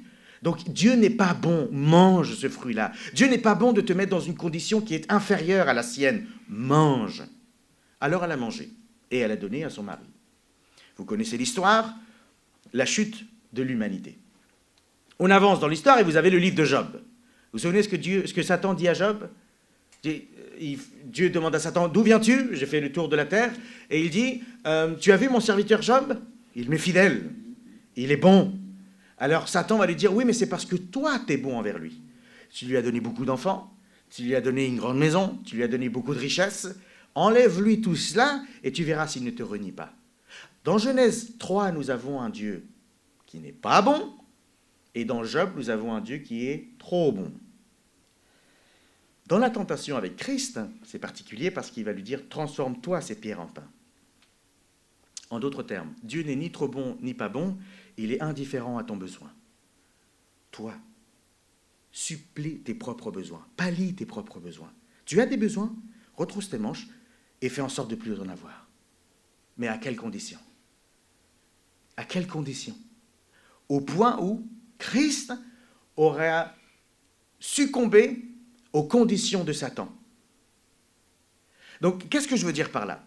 C'est que quand il est dit « donne-nous notre pain », il faut faire attention que ce soit bien le Seigneur qui nous donne ce pain. et qu'il ne soit pas pourvu d'une autre façon. J'ai quantité d'exemples à ce sujet. Par exemple, les personnes qui recherchent du travail, souvent, le dimanche, c'est payé double. Il y a des disponibilités immédiates, mais alors s'offre un choix à nous. Est-ce que je vais le prendre au prix du culte à Dieu, ou est-ce que je vais continuer d'attendre en Dieu, tout en recherchant un travail? Et alors, lequel des pains est de Dieu? Si vous dites, frère, j'ai trouvé un travail, bon, je ne pourrais pas venir à l'église le dimanche, mais merci Seigneur parce qu'il m'a pourvu ce dont j'avais besoin. Est-ce que ça vient vraiment de Dieu? Frère, j'ai trouvé une fiancée, alléluia, elle est magnifique dans tous les sens du terme. Juste pas chrétienne, mais t'as encore un petit pas et c'est bon, quoi. Elle est plus chrétienne que bien des chrétiens que je connais. C'est un pain qui vient de Dieu? Non. Bah, il est marié, c'est facile. Vous comprenez? Donc, Satan déguise son pain pour qu'il semble venir du Seigneur. C'est pour ça que dans notre prière, nous devons être précis. Seigneur, pourvois-toi. Parce que quand toi tu donnes, on est réellement béni. On est réellement béni. Donc, donne-nous notre pain quotidien. Donne-nous aujourd'hui notre pain quotidien. Le Seigneur ne nous donnera pas la grâce de demain, dont on aura besoin demain, aujourd'hui. La grâce dont tu as besoin aujourd'hui, il te la pourvoit aujourd'hui. Il y a des fois des chrétiens qui se posent la question, est-ce que je serais fidèle s'il y avait une persécution? Si le monde devenait de plus en plus musulman en France, pour prendre un exemple, et qu'on était persécuté par notre foi, qu'est-ce qu'on ferait en tant que chrétien? Est-ce que je serais fidèle au Seigneur, même face à une arme? Alors, on a tendance à se décourager parce qu'on se sait peut-être pas à la hauteur. Mais ne pensez pas à ça. Ou alors, si vous voulez y penser, dites-vous que le Seigneur vous donnera la grâce dont vous avez besoin au moment où vous en aurez besoin. Corrie ten Boom, une femme qui a été dans les camps de concentration d'Auschwitz, elle disait ceci, les inquiétudes pour demain te vident des forces d'aujourd'hui. Le pain dont tu as besoin, c'est celui d'aujourd'hui. Chaque jour suffit sa peine. Dieu est fidèle. Alléluia. Dieu est bon. Regardez ce qu'il est dit. Donne-nous aujourd'hui notre pain quotidien. Ça veut dire que demain, il y en aura un autre, puisqu'il est quotidien. Mais inquiète-toi pour aujourd'hui. Il y a la première façon de comprendre le pain, c'est tout à fait matériel, la nourriture, comme je l'ai dit, les besoins dont on peut avoir en tant qu'être humain. Mais il y a d'autres façons de comprendre le pain. C'est le pain, par exemple, idéologique. De quoi nous nourrissons-nous chaque jour? Pour ceux qui sommes dans des études, forcément, on se nourrit de ce que nous apprend dans les universités, dans ce que nous apprend à l'école, mais pas que, on se nourrit aussi de ce que dit la société, de ce que disent les films, de ce que disent les séries, de ce que disent les musiques, de ce que disent les publicités, et ça nourrit notre âme, on ne s'en rend pas compte. C'est pas parce que j'y adhère que je ne suis pas nourri, je suis forcément nourri. Mais justement là, il faut faire attention. Parce que si je mange quotidiennement ce que me donne le monde, sans manger, comme l'a dit notre frère, la parole de Dieu chaque jour, qui est le pain, notre pain spirituel, dans ce cas-là, je prends le risque d'être nourri par le monde. Et ce n'est plus le pain quotidien du Seigneur, c'est le pain quotidien du monde. Et c'est comme ça que vous avez de plus en plus le monde qui s'infiltre dans l'Église. Il s'infiltre parce que des chrétiens, des chrétiennes, sans peut-être se rendre compte dans un premier temps, s'alimentent plus du monde que de l'Église, que de la parole de Dieu. Et du coup, leurs pensées sont plus travaillées par le monde. Et on commence à voir la famille, non pas comme Dieu la voit, mais comme le monde dit qu'elle devrait être. On commence à voir l'homme, ce qu'il doit être, ce qu'il devrait être, ce qu'il est censé être, non pas selon ce que disent les Écritures, mais selon ce que dit la société. Et puis vous avez des grosses crises dans la société. Vous avez une crise au point où on ne sait plus ce que c'est qu'un homme et une femme, à l'autre où il y avait des virilistes qui confondent la masculinité avec la musculature. Et sont des hommes ceux qui sont véritablement musclés. Et qu'est-ce qu'est un homme, selon les Écritures? Définissez-moi homme. Bon, pour vous-même, je veux dire. Mais ou même femme. Le féminisme il y a une palette de définitions de ce qu'est une femme, de ce que dit le monde sur ce qu'est une femme. Mais que disent les Écritures sur ce qu'est la femme? De quoi te nourris-tu chaque jour? De jeux vidéo?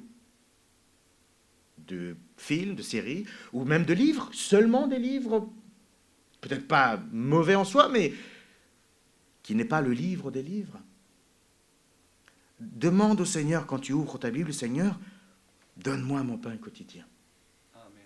Que je puisse me nourrir et mon âme se nourrir de cela. Et finalement, ce pain, c'est un pain qui rassasie. Ce n'est pas un pain qui, au contraire du pain humain, où on a toujours faim, où on a toujours, comme l'eau de mer, on en boit, mais ça donne encore plus soif. Le pain dont parle le Seigneur, c'est un pain qui rassasie. Jésus va dire « Je suis le pain de vie. Celui qui croit en moi n'aura plus jamais faim. Celui qui vient à moi n'aura plus jamais soif. » Le pain qu'est Christ est un pain qui rassasie, contrairement à celui du monde. Celui du monde, vous connaissez tous l'image de l'âne et de la carotte. L'âne, pour faire avancer l'âne, vous mettez une carotte devant lui et il avance en croyant qu'un jour il va pouvoir l'attraper. Seulement, il avance des kilomètres et des kilomètres sans jamais l'attraper. C'est ça le monde. Le monde nous met un pain en face de nous en croyant qu'on va l'obtenir. En croyant que si l'on suit ses prescriptions, nous aurons la gloire qu'auront les autres, on aura le succès qu'ont les autres, on aura ce qu'on désire tellement. Non, je vous assure que vous ne l'aurez pas. Le seul pain qui rassasie vraiment, c'est Christ. Et quand je dis ça, je sais que je m'adresse, de tout bon cœur je le dis, à des chrétiens et des chrétiennes. Pour autant, je le maintiens. On a tendance, en tant que chrétiens et chrétiennes, à bien commencer notre vie chrétienne. Puis, notre vie chrétienne devient une série de lois à obéir, comme si le Christ que nous avions connu au départ de notre vie chrétienne s'était transformé en notre maître, et nous étions l'esclave qui nous fait avancer à coups de loi. Si tu fais pas ceci, si tu fais ceci, il faut que tu fasses ceci, il faut que c'est une charte. Et vous avez des chrétiens qui vont jusqu'à poser des questions. Est-ce que j'ai le droit d'aller au cinéma? Je ne dis pas qu'il ne faut pas se poser ces questions-là, mais l'intention avec laquelle elle est posée, c'est est-ce que le Seigneur cessera de m'aimer si j'y vais?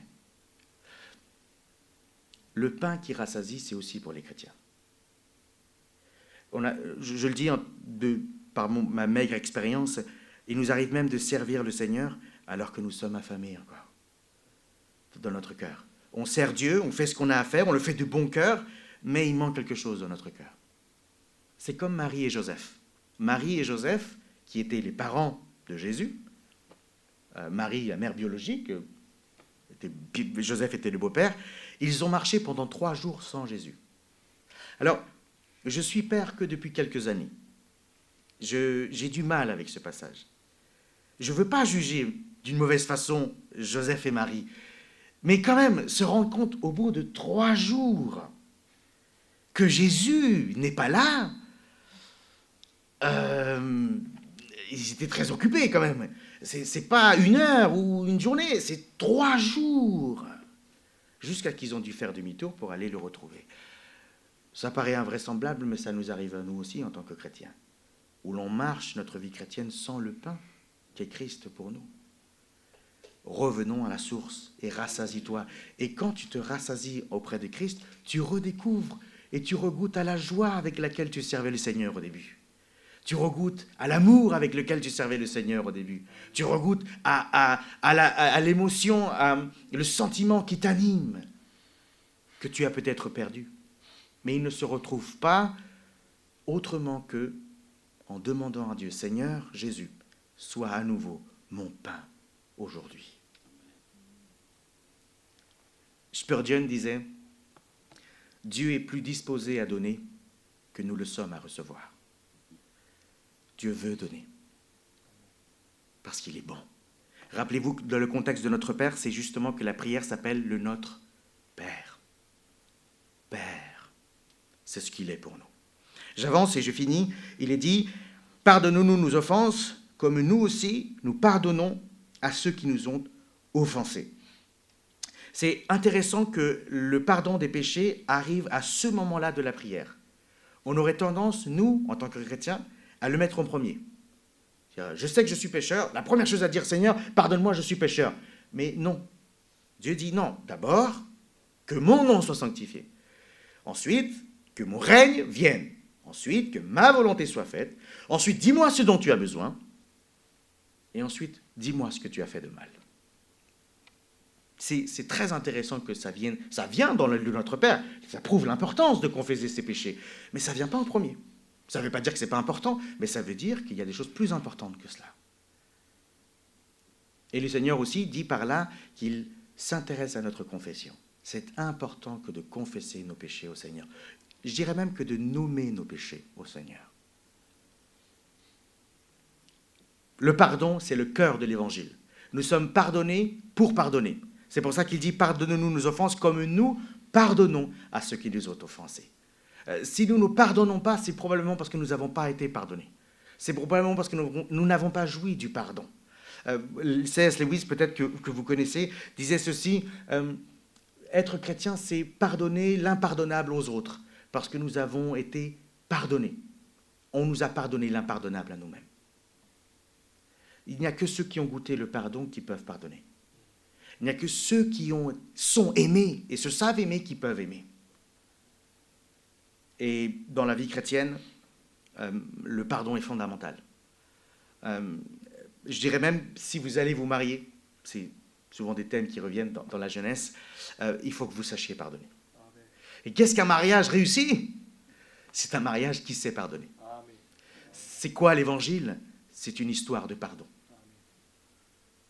Et c'est pour ça qu'il est dans la prière. Mais il est là en disant, oui, tu es chrétien et tu pêches. C'est incroyable que Christ ait mis le pardon dans la prière.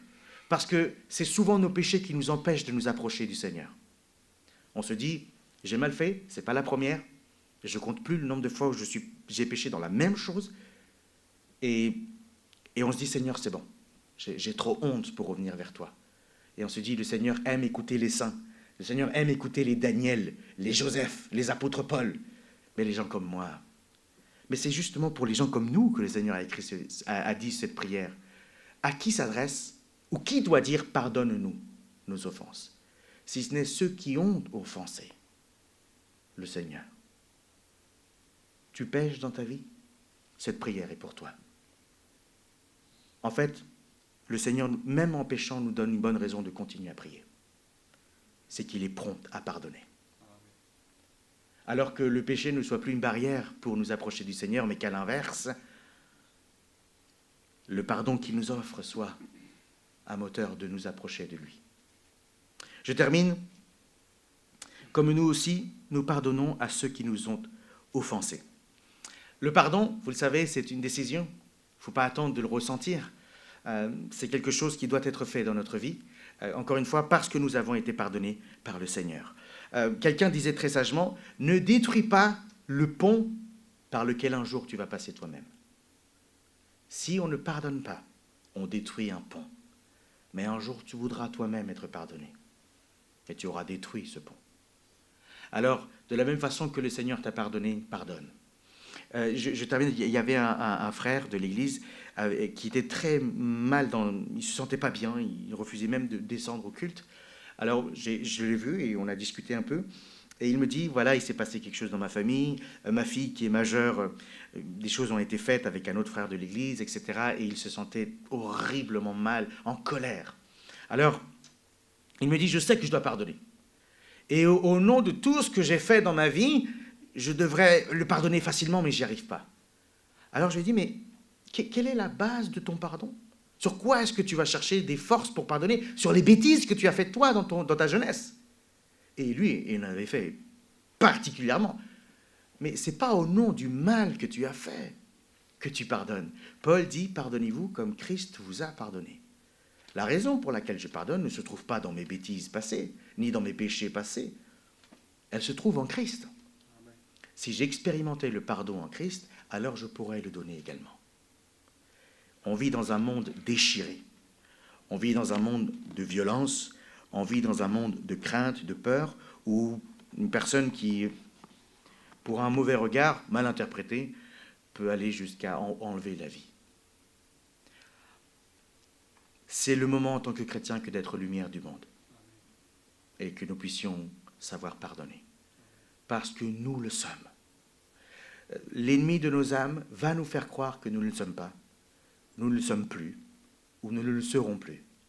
Mais Christ, ce soir, nous rappelle qu'il a inclus le pardon dans la prière du Notre Père pour que, quand tu pries, tu le saches. Il t'aime suffisamment pour te pardonner, en Jésus-Christ, de tes péchés. Prions. Seigneur, merci pour ta parole. Merci pour toutes les méditations qui ont été données. Merci, Seigneur, parce que tu nous apprends à prier, pour que nous puissions, Seigneur, demander les choses que tu pourras nous donner. Tu sais, Seigneur, nous avons tous des besoins, selon nos circonstances, nos situations, nos luttes, nos combats, nos tentations, peut-être même nos chutes. Aussi, Seigneur, pourvois le pain dont nous avons besoin. Le pain matériel, mais également le pain spirituel et le pain de l'âme. Seigneur, donne-nous de pardonner comme nous avons été pardonnés. Que nous puissions nous rappeler la magnitude, la hauteur, la largeur, la profondeur de ton pardon à notre égard. Seigneur, tu ne te lasses pas d'aimer. Tu ne te lasses pas de pardonner. Que nous puissions alors jouir de cette relation avec toi et que nous puissions créer des ponts dans un monde qui les détruit. Donne-nous d'être lumière. Merci, Seigneur, pour ces instants, pour ces moments, pour cette jeunesse qui te cherche. Puisse-t-elle te trouver, Seigneur, parce que tu te laisses trouver par ceux qui te cherchent. Dans le nom de Jésus-Christ. Amen.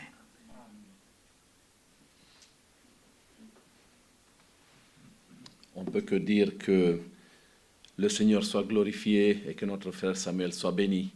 Ça se ressent dans sa prédication qu'il aime la parole du Seigneur. Sois béni, mon cher frère. C'était une parole bénie pour nous. C'est du vrai pain quotidien que nous avons besoin, la parole du Seigneur. Vous étiez sage, attentif, on a bien écouté.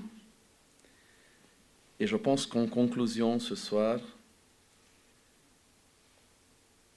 s'il y a un sacrifice des insensés, ça peut être aussi un sacrifice des saints, de ceux qui aiment le Seigneur et à qui le Seigneur reçoit leurs prières, reçoit leurs attitudes, leurs bonnes intentions. D'ailleurs, la Bible nous dit dans Romains 12, « Je vous exhorte donc, frères, par les compassions de Dieu, à offrir vos corps comme un sacrifice vivant, saint, agréable à Dieu, ce qui sera de votre part un culte raisonnable. » On en connaît bien le verset en Romains, et on sait bien que le Seigneur est comme, d'ailleurs, autre part dans la Bible dit, « Donnez-vous même à Dieu ». De notre part, c'est déjà quelque chose de raisonnable. Ça vaut le coup. Le Seigneur mérite tout ce qu'on peut lui donner.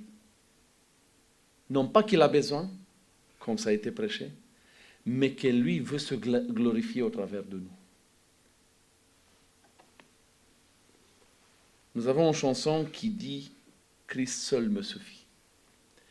J'aimerais inviter déjà le groupe des jeunes pour chanter, c'est ce que vous avez déjà préparé, et si possible, de pouvoir chanter par la suite « Christ seul me suffit ».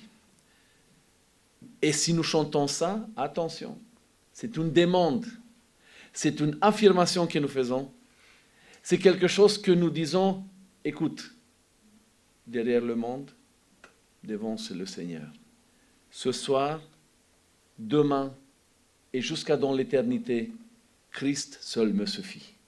Est-ce que nous pouvons chanter cela de tout cœur, avec une bonne volonté, comme quoi c'est déjà une offrande que nous apportons, cette louange au nom du Seigneur, ces paroles que nous offrons au Seigneur et que nous pensons qu'il regarde avec amour et qu'il attend de tout cœur, que tu dis, Seigneur, je suis là. Oui, je suis faible. Oui, j'ai des besoins. Oui, j'ai osé te servir dans l'Église sans me rendre conscient de ce que j'ai fait car ma vie spirituelle n'était pas top. Mais quand même, Seigneur, je fais appel à toi. Amen. Et on va finir ce soir en priant tous ensemble la prière de notre Père. Moi, je vais la lire, puisque je ne sais pas si nous pouvons l'afficher en français. Je vais lire par fréquente et vous allez répéter après moi. Et on va clôturer ce soir devant le Seigneur avec cette belle prière unique de l'or que Jésus a laissé pour nous, sa parole vive. Veuillez vous installer pour chanter, et je pense qu'on va chanter avec vous. Tous ceux qui ont un bon cœur, qui chantent, que le Seigneur nous reçoit. Donc tous les jeunes, tout le groupe que vous avez préparé, d'accord?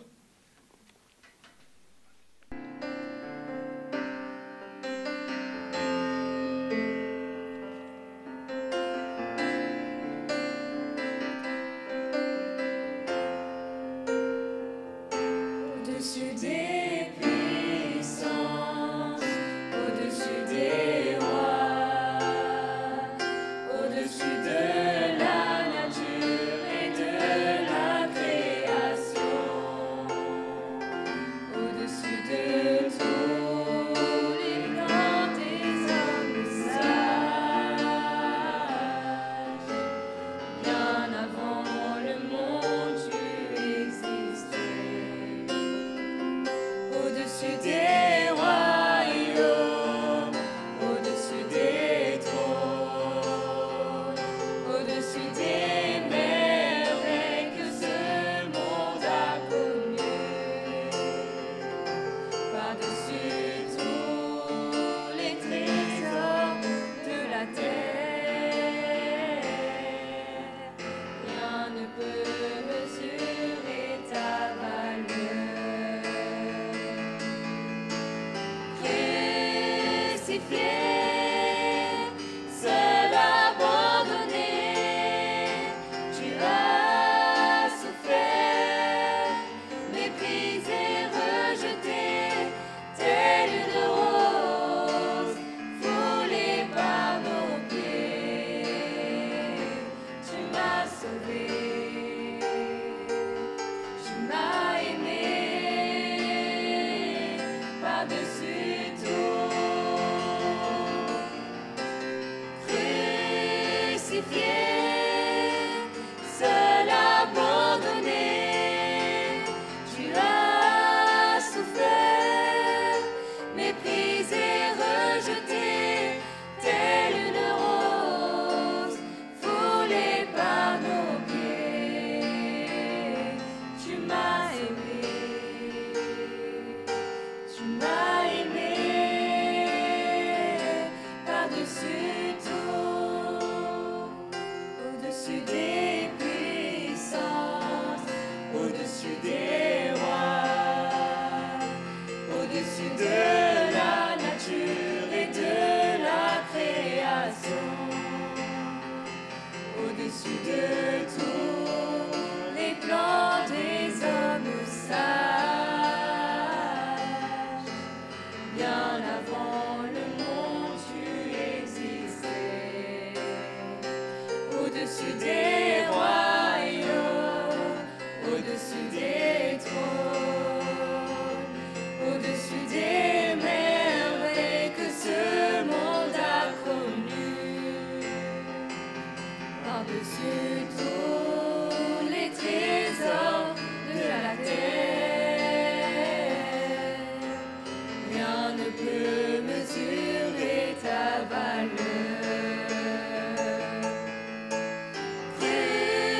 Crucifié, seul abandonné, tu as souffert, méprisé, rejeté, telle une rose foulée par nos pieds.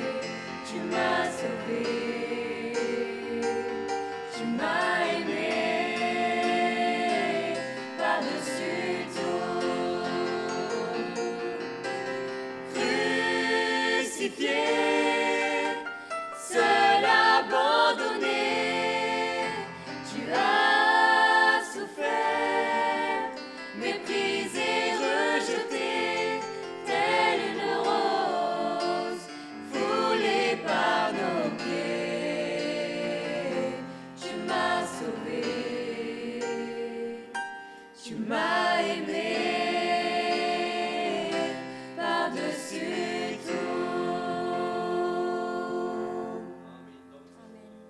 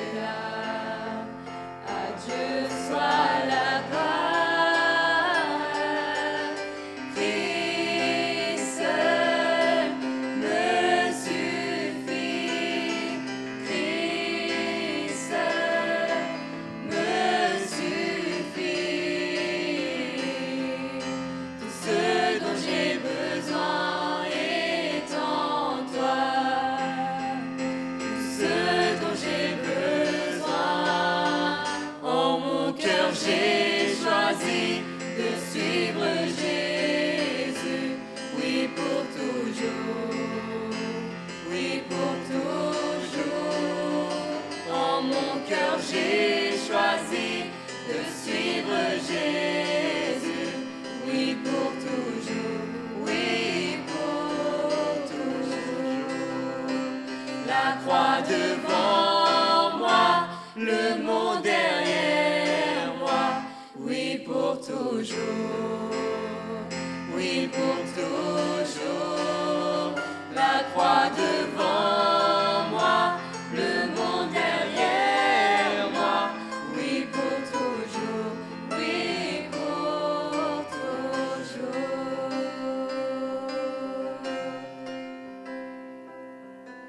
Christ seul me suffit, Christ seul me suffit.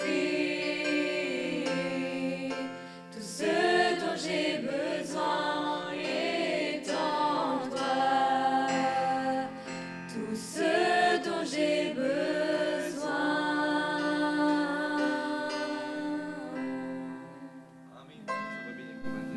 Amen. Je prie au Seigneur que toutes ces paroles que nous venons de chanter nous les rappellent tous les jours. On a vraiment besoin que le Seigneur nous rappelle que tout ce que nous avons besoin est en lui et que seul Jésus nous suffit. Et c'est Jésus d'ailleurs qui nous avait appris comment prier. Ça t'arrive de ne savoir quoi prier? Que tu ne retrouves pas tes paroles? Ça peut arriver. Prie notre Père. Et ce soir, on va le faire ensemble, puisque c'était le sujet de la prédication. Et ça tombe bien, puisque ça nous unit en Jésus. Puisqu'on va dire notre Père. Ce n'est pas que mon Père, que ton Père, c'est notre Père. Donc je vais lire, et là, dès que je m'arrête, vous allez répéter après moi, sauf si nous pouvons l'afficher pour le... Non? Ok. Donc Jésus disait, en priant, ne multipliez pas de vaines paroles comme les païens, qui s'imaginent qu'à force de paroles, ils seront exaucés. Ne leur rassemblez pas, car votre Père sait de quoi vous avez besoin, avant que vous le lui demandiez. Voici donc quand vous devez prier. Et je commence, et vous allez suivre. Notre Père qui est aux cieux, Notre Père qui est aux cieux, que ton nom soit sanctifié, que ton nom soit sanctifié, que ton règne vienne, que ton règne vienne, que ta volonté soit faite que ta volonté soit faite sur la terre comme au ciel. sur la terre comme au ciel. Donne-nous aujourd'hui notre pain quotidien. Notre pain quotidien. Pardonne-nous nos offenses, Pardonne-nous nos offenses, comme nous aussi nous pardonnons comme nous aussi nous pardonnons à ceux qui nous ont offensés. à ceux qui nous ont offensés. Ne nous induis pas en tentation, mais délivre-nous du malin. Car c'est à toi qu'appartient, Car c'est à toi qu'appartient, dans tous les siècles, dans tous les siècles, le règne, le règne, la puissance la puissance et la gloire. et la gloire. Amen. Alléluia. Gloire à Jésus. Amen. Il est avec nous. Vous sentez la puissance dans les paroles que nous prononçons? C'est une autorité que nous avons dans la prière.